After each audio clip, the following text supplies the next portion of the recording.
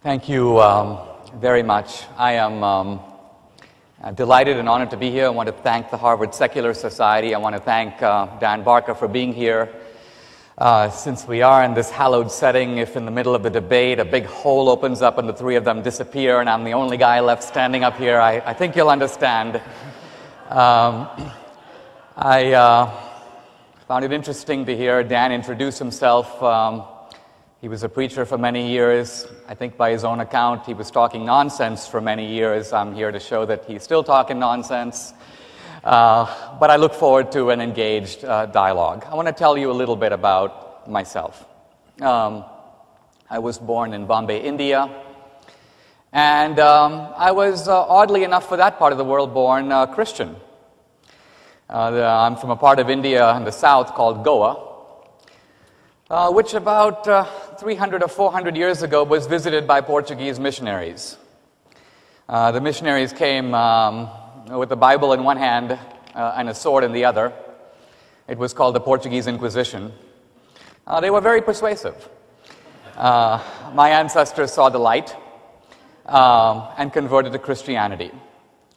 Actually, in conversations with my grandfather, the story is a little more complicated than that. It's true. The Portuguese came bearing, if you will, Christianity at the point of a bayonet. But they also found themselves remarkably successful in drawing hordes of people to Christianity. By the time they left in their 3 colonies, the entire populations were Christian. One reason for this, by the way, historians note, is because the low-caste Hindus didn't have to be subjected to the sword. They fled very quickly, very willingly, into the arms of the missionaries. Not because, by the way, the missionaries were very nice guys. Rather, it was because they heard something in Christianity that they had never heard before. You see, in the Hindu caste system, you're frozen. If you're at one of the bottom rungs of the ladder, there's really no place to go. No amount of merit can move you up the ladder. And your children and their children are also consigned to the same bottom rung. The only way to move up is to move out.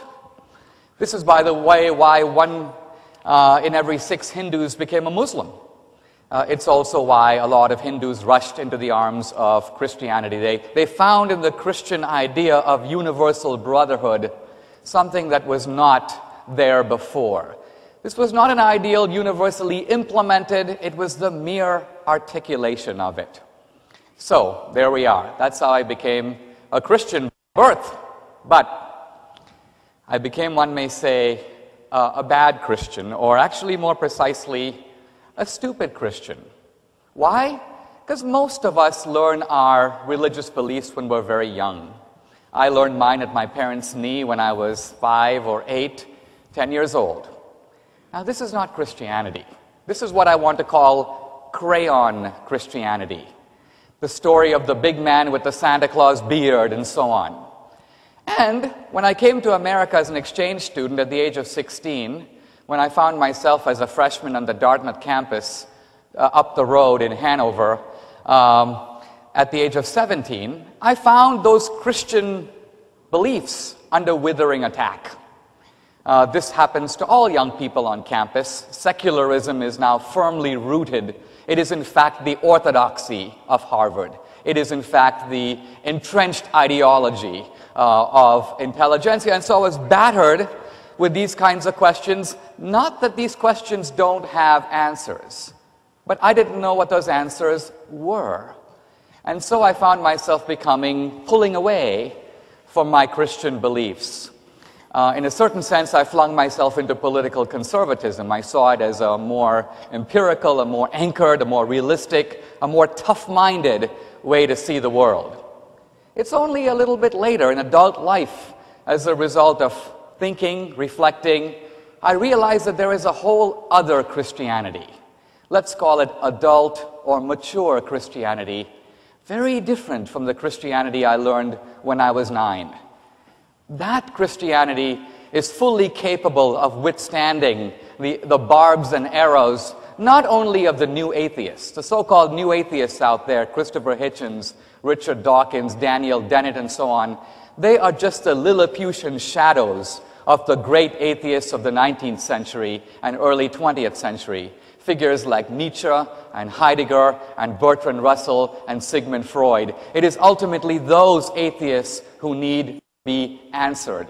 And in some ways, I'll be addressing those arguments as well tonight. But what I'm saying is, I would like to urge you, many of us feel like we've gone through all this, we've seen it, we've come out of the other end jaded and sophisticated. But no, this sophistication in a sense conceals its own built-in prejudices. So what I'm going to show today, if I have a chance, this is a question-driven format, I'm going to show, number one, there are very good reasons to believe in God. God is true and Christianity is true. I'm going to show that the so-called conflict between science and religion is completely bogus. I'm going to show that science itself is based on articles of faith. I'm going to show that morality is objective and has its roots in a transcendent creator. I'm going to show that atheism, not religion, is responsible for the mass murders of history. I'm going to show all this and more if given the opportunity. Ultimately, I want you to see theism. I want you to see transcendence. I want you to see Christianity in something of a new light. Thank you very much.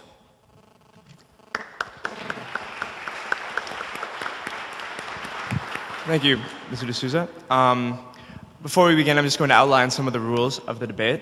Several of my colleagues in the Harvard Secular Society will be asking the questions. There will be 4 sections of questions: theology, ethics, politics, and pluralism. For each question, we will allow 2 minutes for for the person to answer. Some of the questions will be addressed to both, and some will be addressed to only one of the speakers. For those that are addressed to only one of the speakers, at my discretion, I will allow a 90-second response from the other speaker and potentially a 45-second response from the original speaker to that.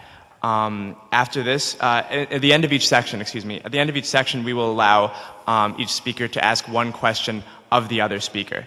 After this, we will move on to the audience question and answer period of the debate. That we will allow 2 minutes for each answer. There will be no follow-up questions for those. And finally, we will allow 3-minute closing speeches depending on the time. With that, this is Lewis Ward, and he will be asking questions on theology. All right, thank you. To begin, we will have a question about science and religion.